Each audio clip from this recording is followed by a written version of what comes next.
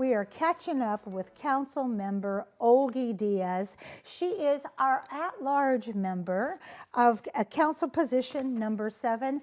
Hello, my dear. It has been forever since I have seen you. It has been probably too long. Welcome back to the comfy couch. You are everywhere this summer.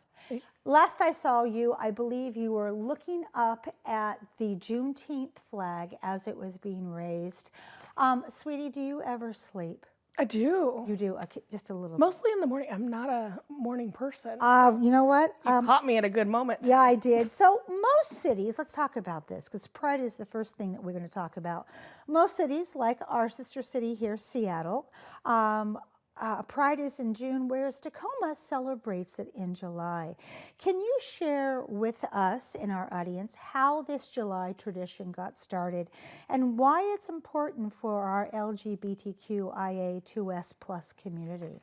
Yeah, this decision really predates my work at the city, but I want to say back in the early aughts, maybe the late 90s, there was a decision between the regional chambers of commerce to try and spread out the Pride love, make sure that folks and performers were able to actually be at all of the communities that they wanted to be in. And so Tacoma decided we would go in July and let folks sort of go to Seattle, do different things across the region. Like I think Gig Harbor was doing Pride in June.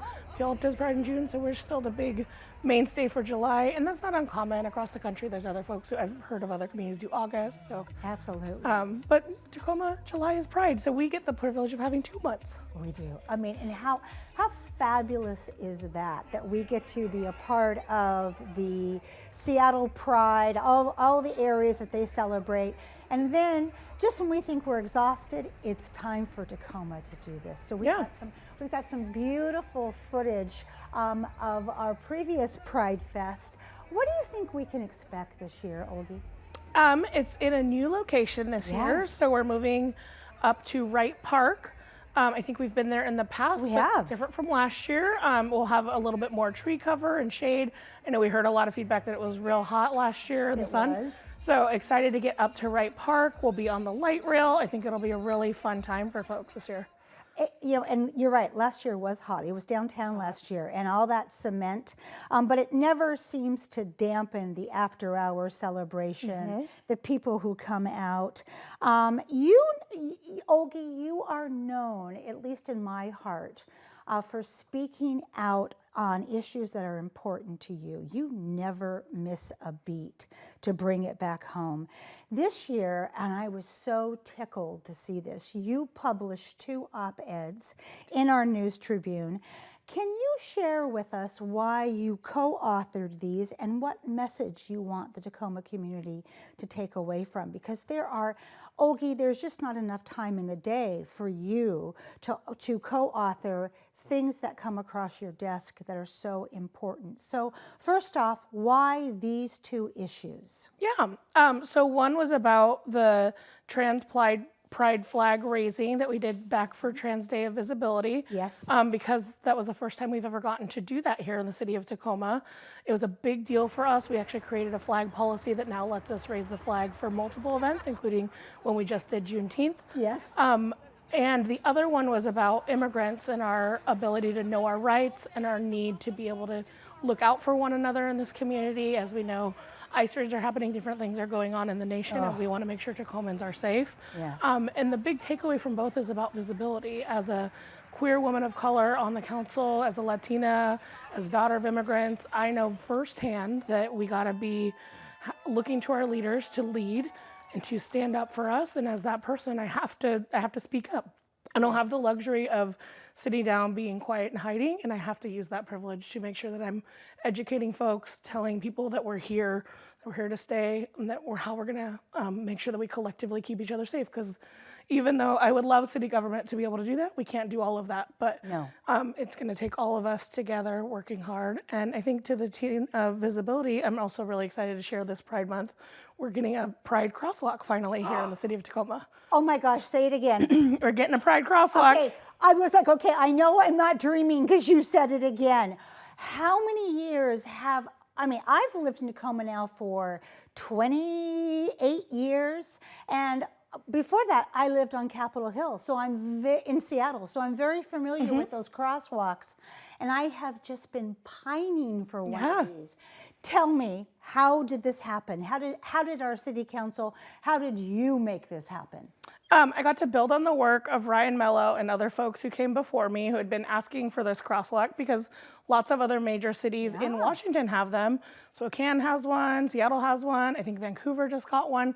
So we are, I think, the last of a city of our size. And then nationwide, every city we go to, we always see one. We're like, oh, look, why couldn't we have this? And so through a lot of work with our public works team, we got to a place where we found a place that was safe to create a pilot program that's actually going to make it so that we can create a public-private partnership so folks can apply for more crosswalks in the future. Oh, I love this. Yeah. So chances are, let's say in 10 years, we could have anywhere from 1, if not 20 more crosswalks. Yeah. Because once the first one goes down, the rest followed. Exactly. Yeah, which, oh my gosh, I love that. You serve on the vice chair of the Council Infrastructure Planning and Sustainability Committee. I do. And the Council for Economic Development. This is why I ask you, do you ever sleep? Can you share with us, before we have to say goodbye here in these last 2 minutes, an example of the work you do in these communities that has later become law? Yeah. One of my favorite things that I've worked on this year so far is a policy around fats, oils, and grease. And that work is ongoing, but folks might be more familiar with grease interceptors or grease traps. It's a big barrier for small businesses trying to open their business when they hear sort of the last thing after all the permitting, hey, you also need this $100,000 grease trap. So I've been trying to do more education for folks. We got a flyer stabilized and sent out that folks are able to sort of have one-stop shop where they know all the different folks at the city or at the public health department that they would need to contact as they're opening their business. Right. And we're going to do some more continuous improvement to make sure that we update our policies so that folks aren't having to spend such a huge chunk of money and we allow for some more technology. So there's more to come, but this first piece is a big first marker towards getting there. God, that is just so impressive, because I remember, Councilmember Diaz, when this first kind of came up on social media, and you are so integrated and on tap with social media that I saw you comment the first time someone brought this up and they owned a restaurant. And from that moment on, you dug in, you got your teeth in, and you drove this to its natural conclusion.